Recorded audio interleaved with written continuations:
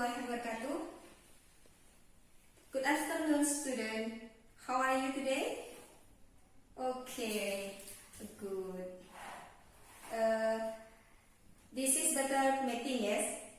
Yes. Before our study this meeting, let us pray together. Pray begin. Finish. Let me check your attendance.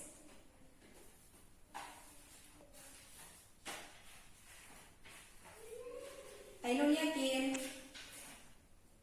Ahmad Jalal Suyuti, Faiza, Mamlatur Rahmah, Raudatul Hidayah, Nurul Hidayah, Nurul Huzaimah. Oke, hadir semua sekarang. Alhamdulillah dalam keadaan sehat. Selanjutnya we have to learn about simple present tense. Ibu sudah menyiapkan PPT. Di sini kalian bisa melihat PPT yang sudah disiapkan Ibu. Seperti di pertemuan yang kedua, Ibu akan menanyakan sebelum melanjut ke materi yang di pertemuan yang ketiga. Faiza, saya tunjuk ya, Faiza. Sekarang kamu jelaskan tentang materi kemarin yang Ibu jelaskan, yaitu tentang introduction. Ya, good. Ternyata anak di sini masih ingat semua. Saya sangat senang mengajar di kelas 10 ini. Kenapa? Karena anak-anaknya sangat aktif dan juga sangat berpartisipasi dengan guru. Ya, Ibu sangat senang. Semoga di tahun depan Ibu bisa mengajar lagi. Oke. Kita lanjut ke materi pertemuan 3, yaitu tentang simple present tense. Apa sih itu simple present tense? Simple present tense ini adalah bagian tenses yang 16. Kan tenses itu ada 16. Jadi Ibu di sini akan menerangkan yaitu simple present tense.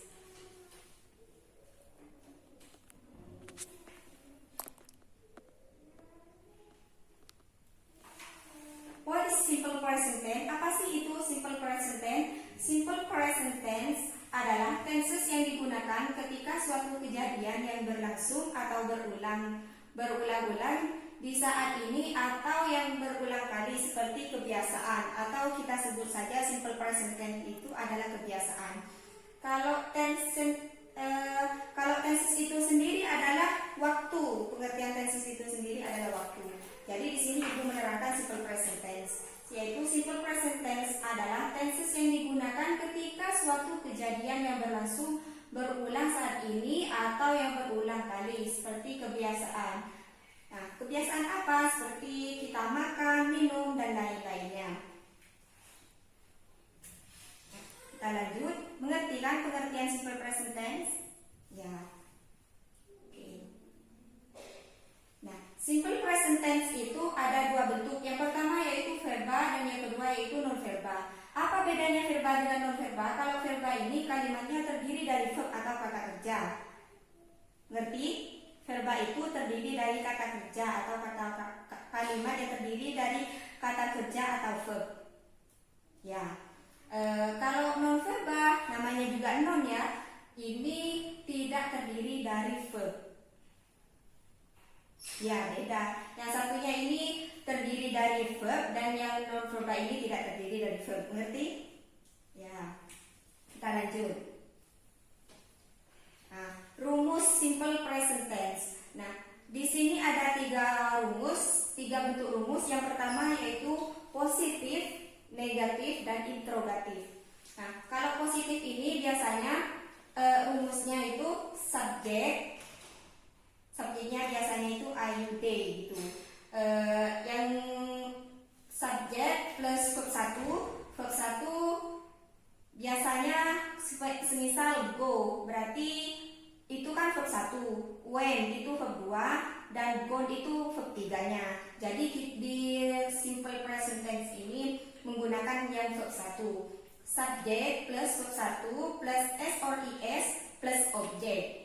Itu adalah rumus dari simple present tense yang bentuk positif. Kita lanjut yang bentuk negatif. Yang bentuk negatif itu subject plus do or does plus not plus verb 1 plus object.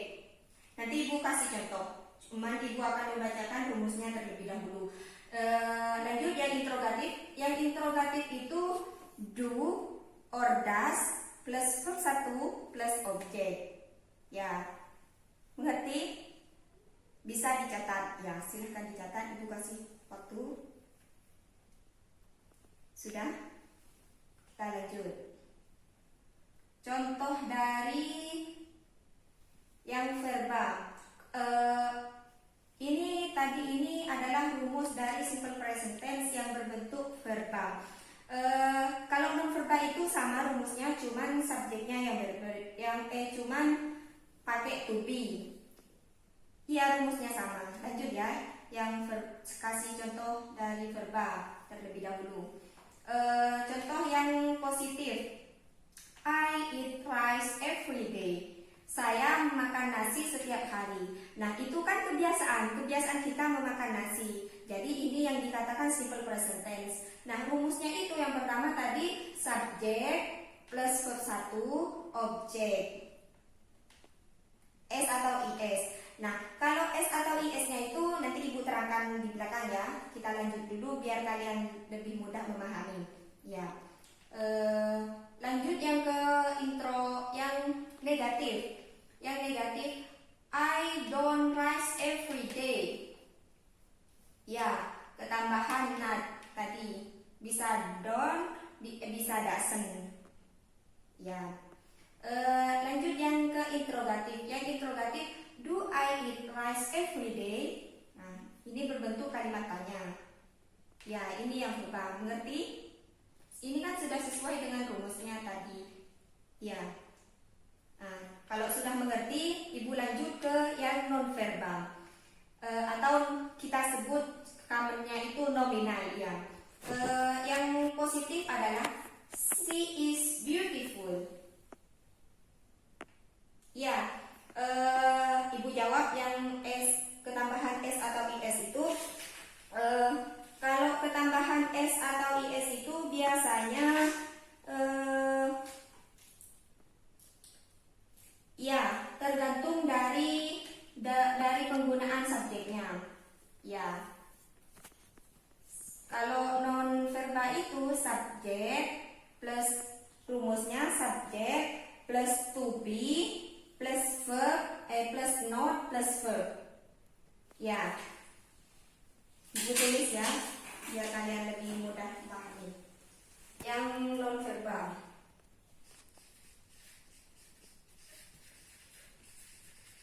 Atau nominal. Rumusnya itu adalah subjek plus to be plus not plus verb.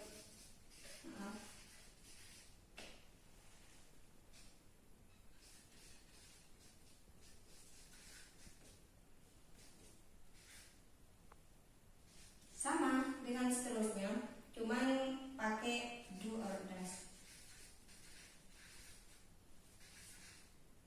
Enggak. Ya. Subjek plus to be plus verb. Apa itu to be? To be itu biasanya ada tiga, yaitu is, am, are. Is, am, are. Ya. Contohnya kalau yang non verbal ini Ibu sudah cantumkan di PPT-nya. She is beautiful. She is beautiful. Ya, she is beautiful ini contoh dari yang non verbal yang berbentuk positif. Nah, kalau yang negatifnya tinggal kasih not. She is not beautiful. Ya, itu negatif. Ya, seperti Ibu beri contohnya. Dan yang interrogatif itu adalah is she beautiful? Nah, itu adalah bentuk tanyanya. Paham? Ya, kalau pemakaian bukan tidak terpakai yang e atau ketambahan is itu, s atau is itu bukan tidak terpakai, cuman itu dipakai ketika penggunaan subjeknya, tergantung dari penggunaan subjeknya. Ya, betul sekali. Sudah paham? Oh, sudah paham. Ibu lanjut ke tugasnya seperti biasa. Ketika ibu sudah menjelaskan dan kalian sudah memahami, agar ibu lebih tahu lagi, kalian itu benar-benar paham, ibu kasih tugas individu.